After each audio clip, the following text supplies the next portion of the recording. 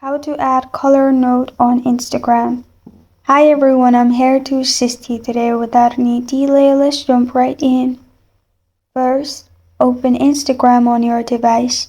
Make sure you're logged into your Instagram account. Then click on your profile at the bottom right corner of your screen.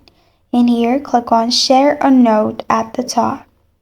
After you click on Share a Note, you will find this kind of screen.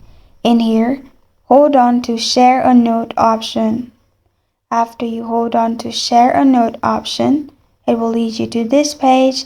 At the bottom, you'll find different colors to select. Select the color you want your note to be and press on Apply at the bottom.